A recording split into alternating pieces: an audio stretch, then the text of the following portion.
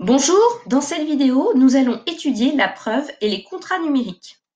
Le développement du numérique impacte le droit des contrats de vente. Les échanges entre les entreprises et les consommateurs se sont dématérialisés et le document papier a été remplacé par les supports numériques. Commençons par l'adaptation du droit de la preuve. Alors, voyons dans un premier temps la valeur juridique d'un document numérique.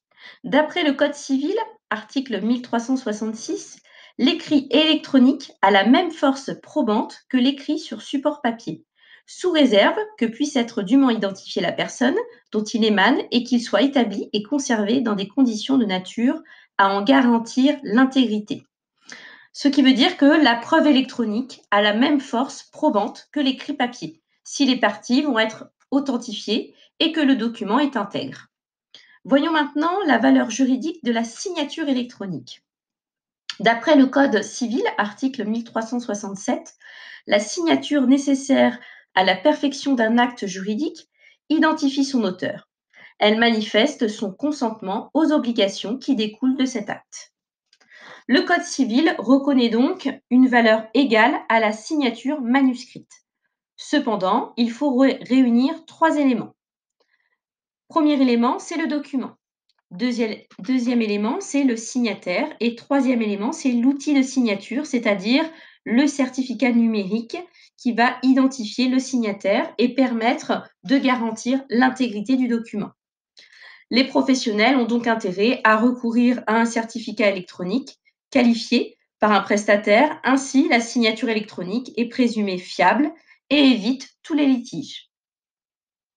Continuons maintenant avec les spécificités du contrat électronique avec les consommateurs. Le développement du numérique entraîne la conclusion de contrats de vente par voie électronique. Ce contrat est spécifique de par l'échange de consentement réalisé à distance et le droit de la consommation a été complété par de nombreuses obligations à la charge du cybervendeur afin de renforcer la protection du client. Les consommateurs sont protégés grâce à de nouvelles obligations à la charge du cybervendeur en matière d'information, de délai de rétractation, de validation de commande, de collecte et de traitement des données à caractère personnel.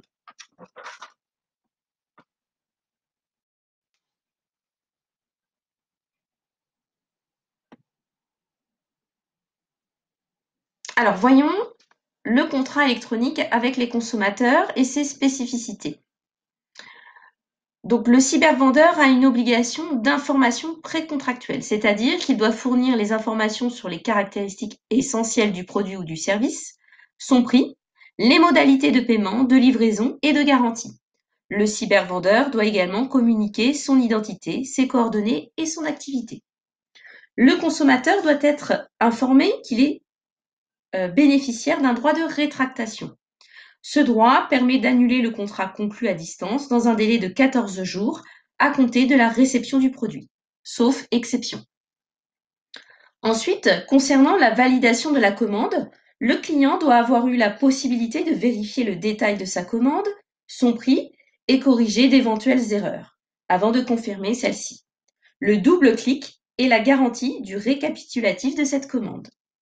Enfin, concernant la collecte et le traitement des données à caractère personnel, le consommateur doit être informé de l'utilisation faite de ces données et doit pouvoir accéder à la politique de protection des données personnelles du cybervendeur. Terminons avec les contrats relatifs à une prestation de services numériques. Le développement du numérique entraîne le recours par les entreprises aux services de prestataires informatiques pour les besoins de leur activité. Par exemple, hébergement de données, développement de logiciels ou de sites Internet, conseils en ingénierie, etc. Examinons les obligations du prestataire. Donc, le prestataire a pour obligation d'indiquer l'objet précis du contrat de prestation en s'appuyant sur un cahier des charges. Il a également l'obligation de conseil et d'assistance concernant le contenu de son intervention et la rémunération qu'il va demander en contrepartie de cette intervention. Regardons maintenant les obligations du client. Donc, le client a un devoir de collaboration, c'est-à-dire qu'il doit fournir toutes les informations nécessaires à l'intervention. Il doit également payer le prix convenu pour la prestation et il a une obligation de réception, c'est-à-dire qu'il accuse réception et vérifie que la livraison est conforme à ce qui a été convenu. Cette vidéo est terminée. Nous nous retrouverons pour traiter la prochaine question. Quelle est l'incidence du numérique sur le management? À bientôt!